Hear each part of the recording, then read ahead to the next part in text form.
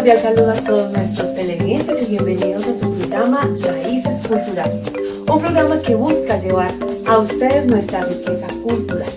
Nuestro tema del día de hoy es sobre la multiculturalidad y tenemos como cada semana invitados especiales que llevarán a sus hogares y que llevarán a cada uno de sus corazones los temas y los conocimientos sobre las culturas y tradiciones. Iniciamos entonces con nuestra sección Conozcamos nuestras culturas. Tenemos como invitada a una integrante de nuestra cultura wayuu, quien nos compartirá algunos aspectos generales de su cultura. Vamos a verla.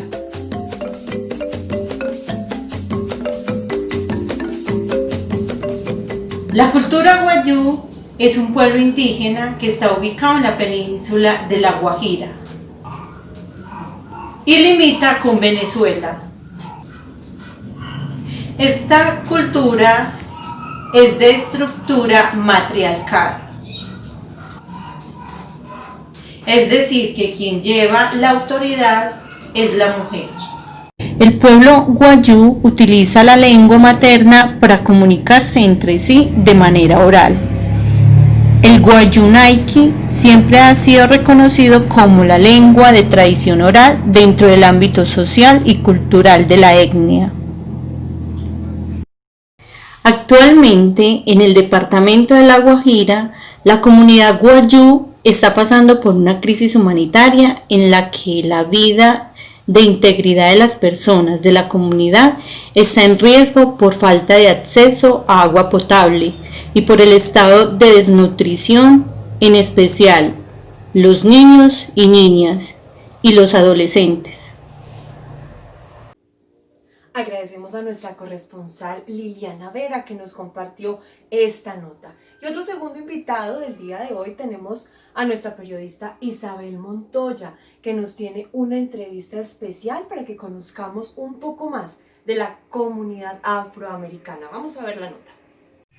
Bueno, y para que aprendamos un poco de esa cultura afrocolombiana, les tengo una invitada muy especial. Bienvenida, Kate. Hola Isa, muchas gracias a ti por esta invitación y espero que podamos todos aprender un poquito con esta charla.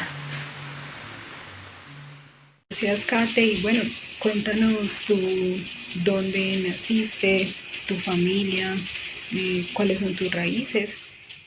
Yo soy de aquí de Medellín, pero mi familia paterna es del Chocó, de un municipio llamado Novita. Gran parte también de su vida la vivían entre Novita e Itzmina, que es otro municipio muy nombrado del departamento del Chocó. Y mi familia materna también hace parte de la costa, pero en ese caso de la costa Caribe. Ellos son del municipio de Ayapel, en el departamento de Córdoba. Entonces, por donde yo mire, estoy rodeada de pura costa, tanto Caribe como Pacífica.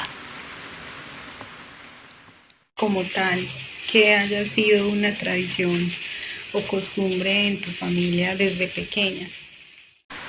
Bueno, considero que una de las cosas que siempre nos acompaña y no es algo pues particularmente en la escultura afro, creo que cualquier grupo étnico, algo que es muy arraigado es la alimentación, la gastronomía. Entonces algo que ha caracterizado, digamos, mi alimentación desde pequeña, a pesar de que nací aquí en Medellín, ha sido el pescado, el plátano, el queso costeño, que el jugo de borojó, que el chontaduro.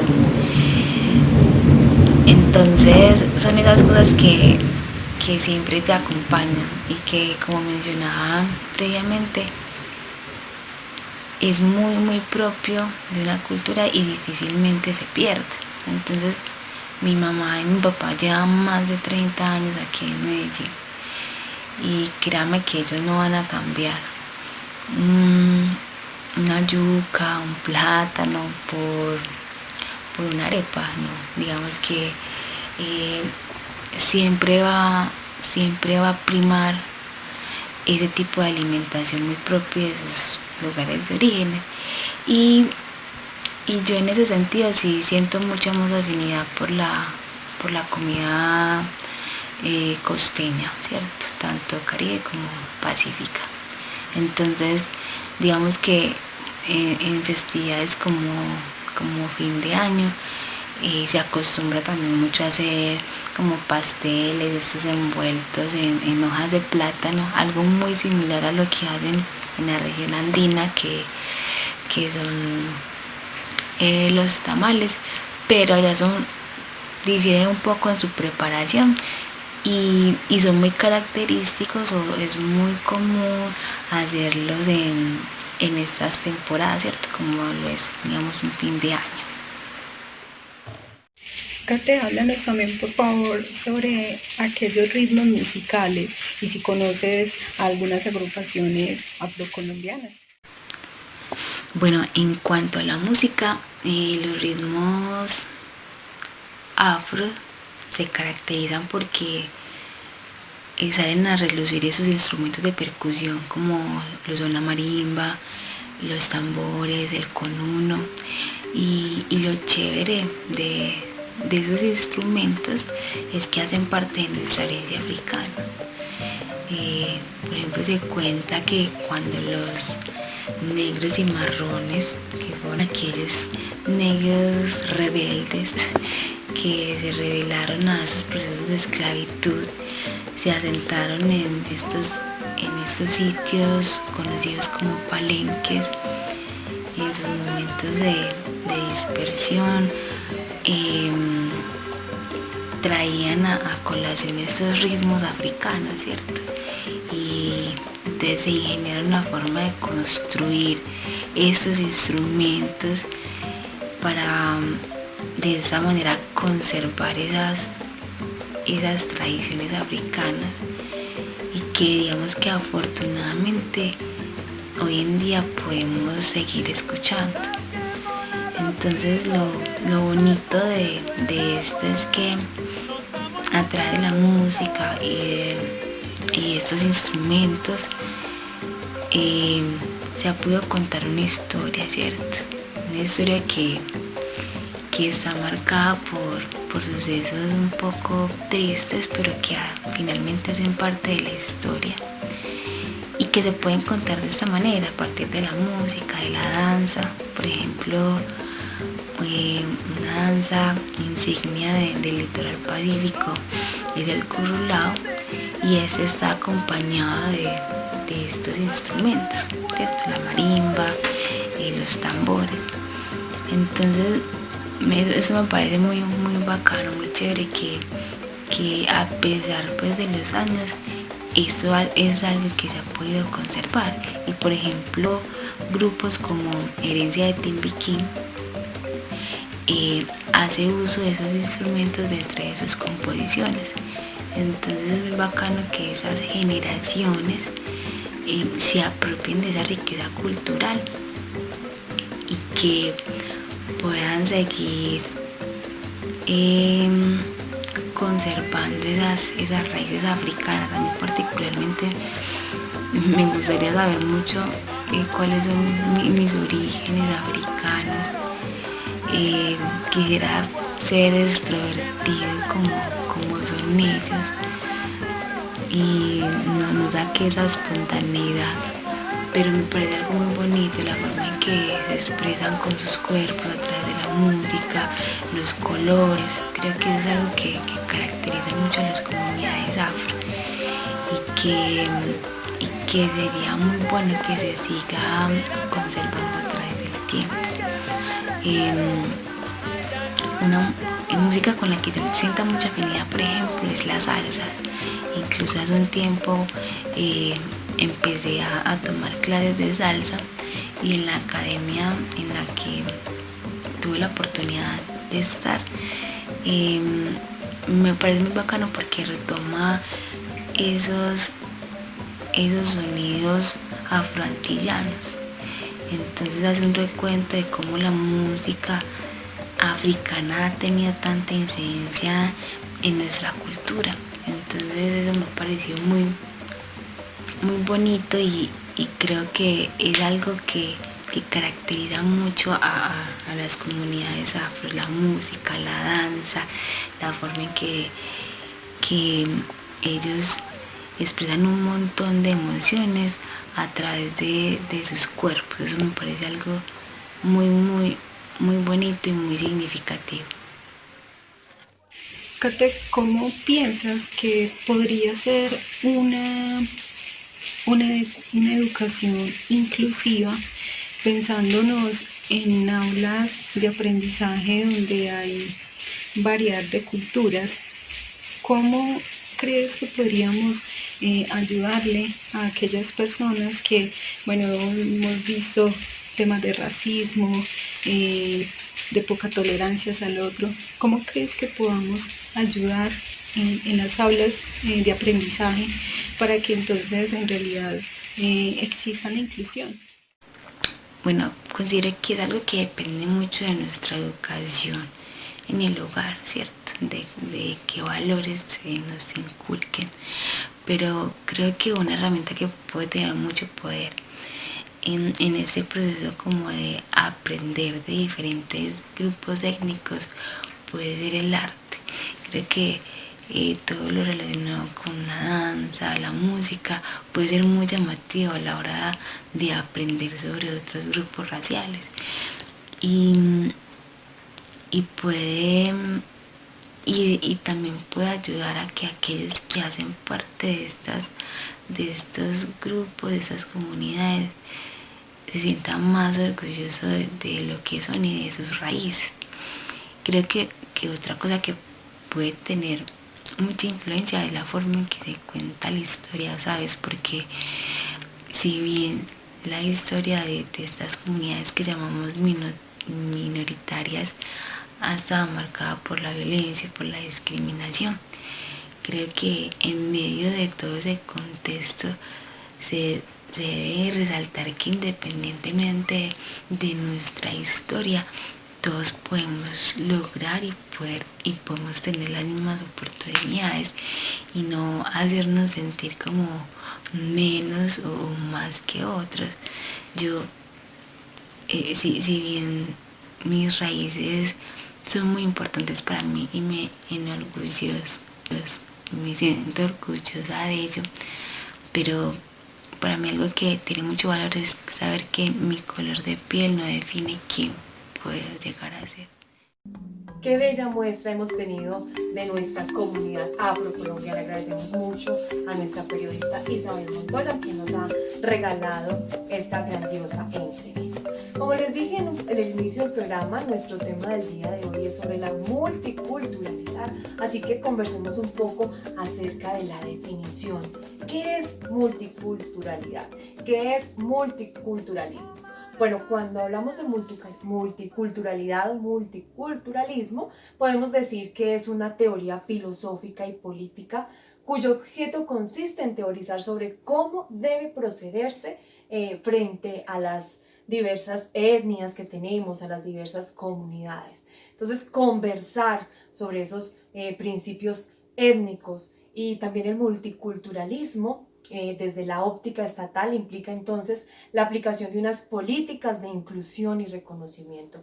No se trata de ser un estado monocultural, sino multicultural. Entonces buscamos o se busca con el multiculturalismo que haya una integración entre las diferentes comunidades, etnias y culturas. El multiculturalismo afirma que las gentes con distintas raíces pueden coexistir entre nosotros, que pueden aprender a leer repertorios e imágenes de otros, que pueden y deben mirar más allá de las fronteras de la raza, de la lengua, del género y de la edad. No podemos excluirnos, no, la idea es que los veamos sin prejuicios y que aprendamos a pensar de una manera más integral, ¿verdad? El multiculturalismo abre el horizonte social e histórico en el que interactúan las diversas culturas desde su propia identidad. No se trata de robarles su identidad, se trata de integrarlas, se trata de reconocerlas, se trata de hacer valer sus derechos. Y a propósito de este tema, vamos entonces a darle un vistazo a la realidad. Nuestra compañera Lina Marcela tiene para nosotros una nota especial. Veamos de qué se trata.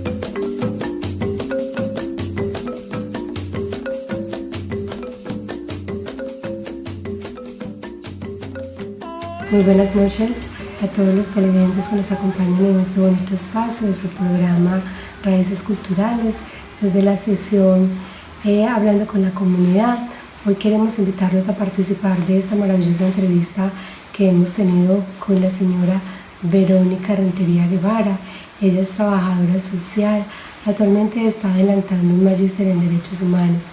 Ella, como mujer afrocolombiana, nos quiere invitar a tener una reflexión muy especial sobre cómo el tema de multiculturalidad es manejado en Colombia. Ella, en su trayectoria, nos va a explicar a partir de 3 preguntas que le hemos realizado cómo el gobierno ha participado, cómo los afrocolombianos y los diferentes grupos minoritarios han ganado diferentes espacios y todavía continúan en la lucha de seguir ganando muchos más. Entonces, los dejo con ella. Bienvenidos a este espacio.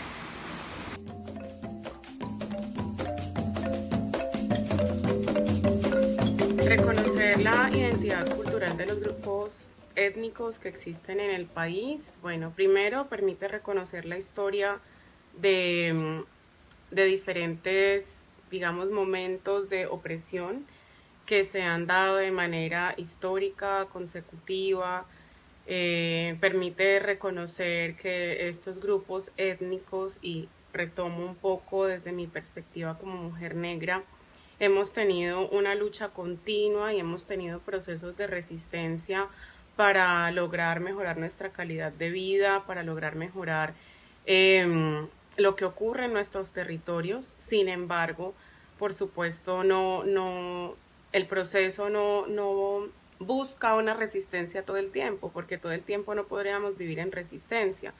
Lo que queremos es que se nos reconozca desde la dignidad, que se nos reconozca desde la diversidad también, no desde una perspectiva colonial, homogenizante, sino también desde una visión que es plural, que permite la participación de todas las personas, que hace que lo digno ya sea parte de ese vestido que traen las comunidades étnicas, porque finalmente pues el reconocimiento de la historia, el reconocimiento de los diversos procesos en los que hemos estado, lo que quiere es que tengamos unas formas de vida.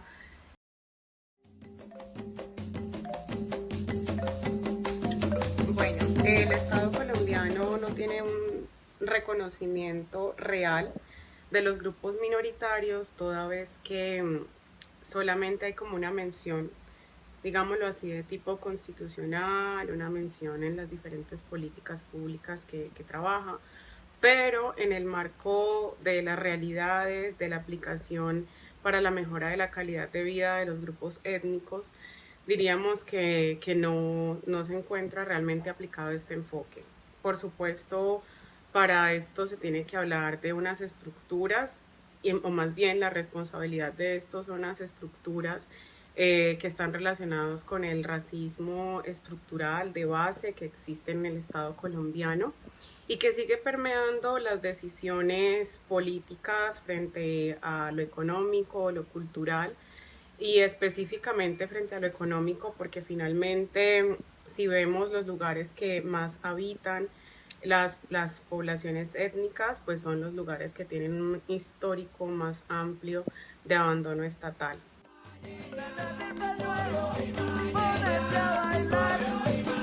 Ahora, hablar sobre la realidad de la multiculturalidad, bueno, yo no puedo hablar desde la perspectiva de otras culturas o otras etnias. Básicamente yo lo hablo como mujer afrocolombiana, mujer negra, de un origen pacífico, y creería yo que la realidad sigue siendo bastante exotizada, ¿sí? Creo que la realidad sigue siendo de empobrecimiento hacia las comunidades. Sin embargo, por supuesto, también hay muchas personas y muchos movimientos sociales, étnicos, que han estado trabajando para las mejoras en la educación, algunos procesos apalancados por el Estado de una manera bastante mediocre, otros, bueno, de una manera un poco más, digámoslo así, completa, pero por supuesto siempre son temas que están supeditados al presupuesto, que están supeditados incluso a las percepciones personales de las personas que trabajan en ciertos programas de gobierno, porque esto también obedece a los gobiernos, no solo al Estado como tal, sino a las percepciones de cada gobierno. Y creería yo que todavía sigue siendo el tema de la multiculturalidad un tema solamente de festejo y no de la reivindicación política de los derechos, sino solamente para los momentos como el Día de la Raza, el Día de la Afrocolombianidad, el Día de la Mujer Campesina. Muchas gracias, Lina Marcela, por tu invitada del día de hoy, que nos anima a seguir trabajando en la lucha de la igualdad y la inclusión en el tema de los derechos. Realmente es muy importante que como ciudadanos seamos una comunidad incluyente. Y ahora los invitamos a escuchar la voz del televidente que no puede faltar en nuestro programa, pues como siempre tenemos el espacio para las denuncias ciudadanas, particularmente las de nuestros líderes sociales. Veamos.